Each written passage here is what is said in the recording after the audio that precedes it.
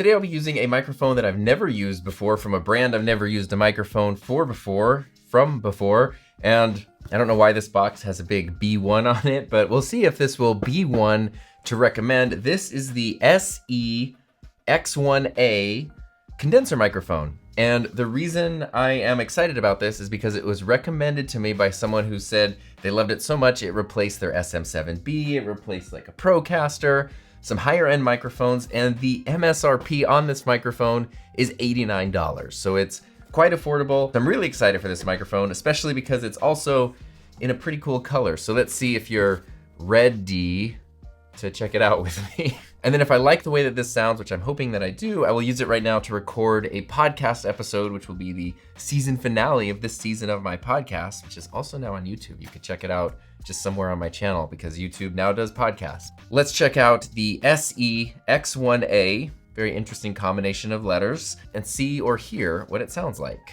SE, we will see what the SE sounds like. Or I guess we'll hear, we won't see what it sounds like.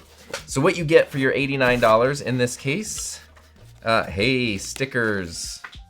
You know what? I like it when you get stickers and things because I put stickers on things. Well, I let the stickers hang out in a drawer for like 3 years and then I find something to put them on. Ooh, this is a very nice looking microphone. So it just comes with this little sort of typical shock mount. There's it looks like a 5/8 to 3/8 inch adapter in there. And the microphone itself, I don't think there's anything else in here. Yeah, it's a microphone. My microphone came with a microphone.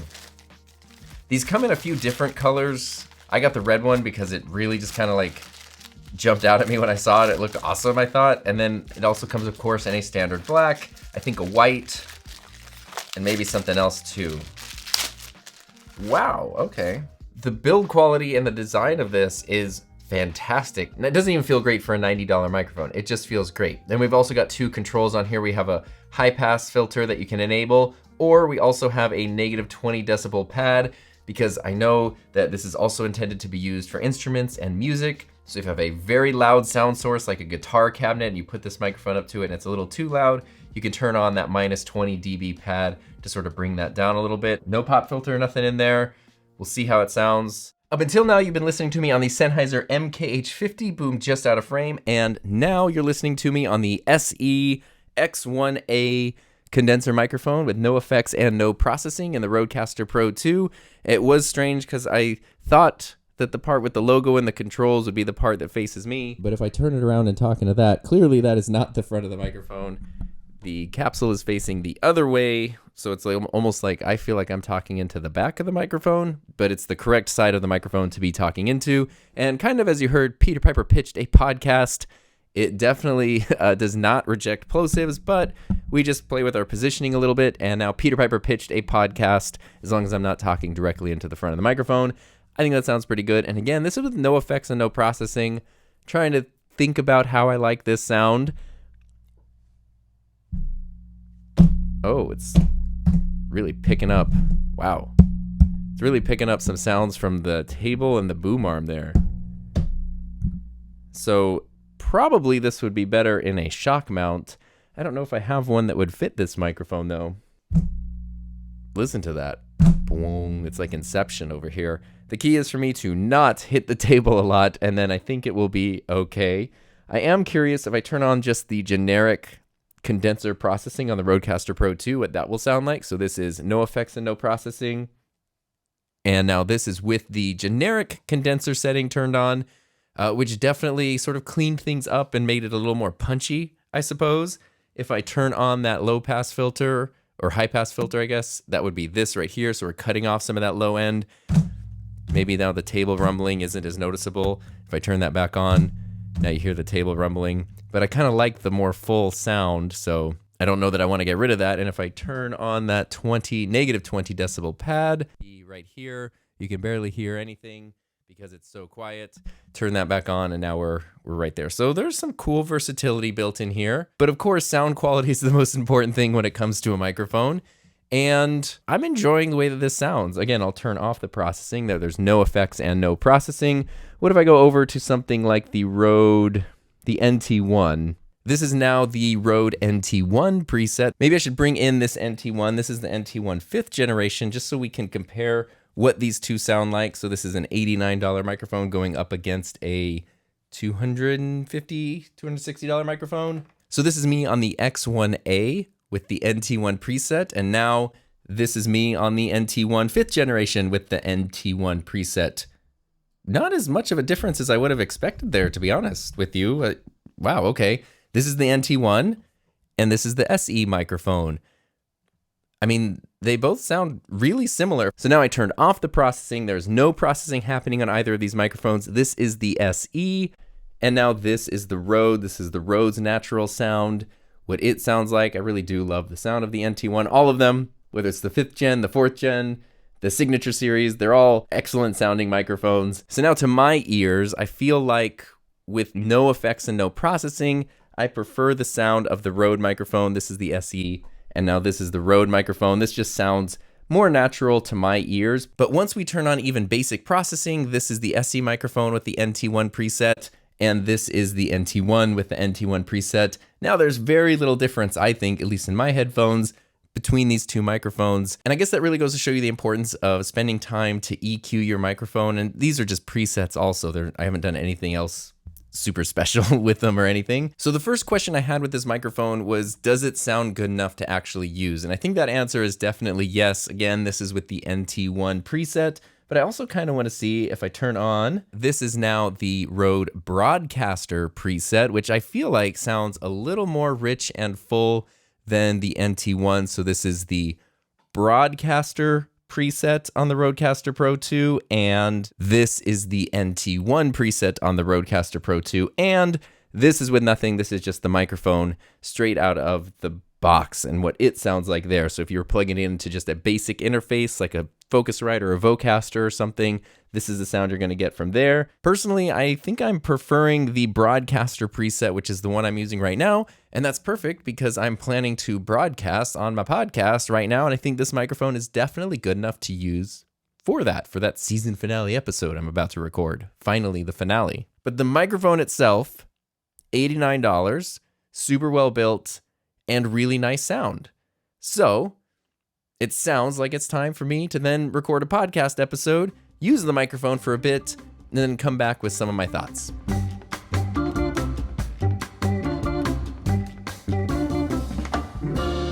So now 1 hour has passed, or a little more than an hour has passed. I have wrapped up that season of my podcast. I used the X1A the whole time, and I have to say that as the podcast went on, I liked the sound of it more and more. Maybe I acclimated to the sound of it more and more, but it is a really nice microphone. You might notice right here, though, I do have a windscreen on it. So I tried 2 different windscreens on it, which I would recommend if you don't want any sort of plosive problems. So one of them is the Rode WS2. This is a windscreen for the PodMic and the Procaster. This fits on here pretty well. So this is with no, and I do still have the Broadcaster preset going. This is with no windscreen, and I put that on, and you can kind of hear it kind of rounds out the tone a little bit. It actually doesn't look too bad at all, but this worked really well, and I just felt like a more practical windscreen to use, the one that came with my Lewitt LCT 240 or N440 as well. And this fits right over here, and then it does the same thing. It kind of cuts down a little bit of the high-end frequencies, but in a way that I kind of like, and then it's a little more compact, and it doesn't totally block my face as much as the bigger windscreen does. But those are all small little things that you can figure out in your specific setup. I will take these off so you can hear the microphone in its native sound for the rest of this video. And again, this is now the microphone with no effects and no processing. I do want to do a couple comparisons because I want to see how this stacks up against similarly priced microphones, mostly similarly priced microphones. First one I want to compare is not similarly priced, which is the SM7B, and that's because the person who recommended the X1A to me said that it replaced their SM7B. They ended up liking the sound of it a lot more. So this is the SE X1A. I have to make sure there's a very pregnant pause between the, wow. Anyway, this is the X1A, and this is the Shure SM7B, again, with no effects and no processing. And this is a microphone that I fell out of love with for a while because I kind of stopped liking its sort of dull, boxy sound. But then I kind of figured out once you spend some time adding in a little bit of that EQ, and maybe you spend some time on a preset for your specific voice, oh yeah, that's why people love the SM7B, because it's a pretty friggin' amazing microphone. You have no plosive problems. The handling noise rejection is insane. I have the little spinny thing here because it's not mounted to anything. But when this is on a boom arm, that's not a problem at all. And it's such an easy microphone to use once you EQ it to your specific voice and your specific preferences. But if I turn on EQ for the other one, and now I jump over here to the SE microphone, it also sounds pretty freaking good. Straight out of the box.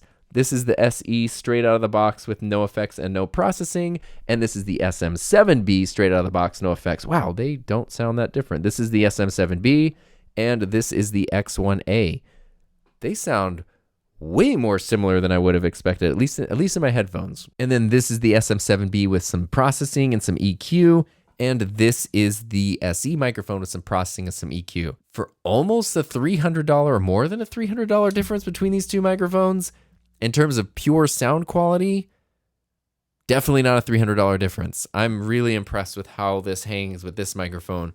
Of course, you are losing, you have that handling noise issue and you need shock mounts. The SM7B, you get it out of the box, it's good to go. You just need to EQ it. Since we just compared it to a dynamic microphone, I thought I would do another dynamic microphone. This is the PodMic USB. So this is a $250 microphone, significantly more expensive, but it does have the same sound profile as the original PodMic, or at least close enough. So now this is the X1A with no effects and no processing. And this is the PodMic USB, again, with no effects and no processing. PodMic, I think, still has more of those high frequencies, that very PodMic sound. If I turn on some effects and some processing, so this is now with the PodMic preset, you can hear that kind of change things quite a bit over there. And now this is the X1A with the broadcaster preset. So they definitely have that more broadcast sound. This is the SE microphone. And this is the PodMic USB. And next I would love to jump to another microphone that has the craziest price history of maybe any of them. And that's going to be the Samson Q9u, another dynamic microphone. Obviously very much an SM7B competitor. This started out around the $200 range, but has more recently dropped down, I think, to like the $119, $120 range. So this is condenser and dynamic, not necessarily a direct comparison, but in terms of price, very direct. And then the Samson also has the benefit of being a USB microphone as well. So you've been listening to me on the X1A with no effects and no processing. And now here I am on the Q9u with no effects and no processing. As you can hear, this is another microphone that's prone to handling noise. It does not reject that as much as the SM7B does, even though they look very similar. But the Q9u is also a great sounding microphone. And again, this is no effects, no processing. This is the SE with no effects and no processing. I have to keep looking over because it still sounds so good. And now this is the SE with the broadcaster preset, so you are hearing it with effects. And this is the Q9u with the SM7B preset on the Rodecaster Pro 2. So this is with, effects and EQ on the Q9u, and this is with effects and EQ on the SE microphone. And now I'm back on the SE microphone with no effects and no processing. The next microphone that I want to compare to is the Shure SM58. And the reason that I want to do this comparison is because this is a $100 microphone. This is a $90 microphone, $89. Very similar in price. The SM58 obviously has a many decades long reputation for being a great sounding, super reliable, super durable microphone. This is what that sounds like. This is now me on the Shure SM58. We've all heard this microphone. I think everyone on planet Earth, who's heard sound from a microphone throughout their lives has probably at some point heard sound from a Shure SM58. This is no effects and no processing. And then we're back over here on the SE with no effects and no processing. This to me does not sound quite as flat as the SM58 does.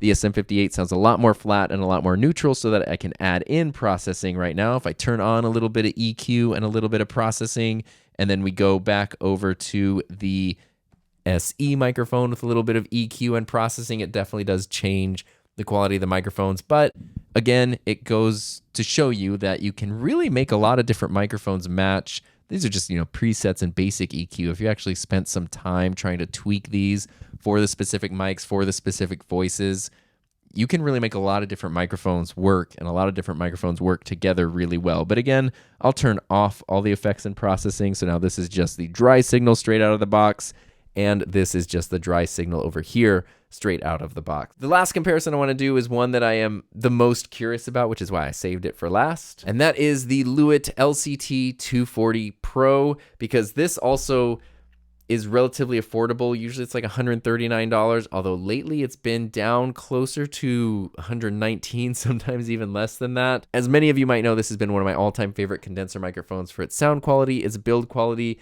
and its accessibility. So now you are listening to me on the SE microphone with no effects and no processing, and this is the Lewitt LCT 240 Pro, again with no effects and no processing, but this is also prone to plosives. That's something I've mentioned every time I've talked about this microphone.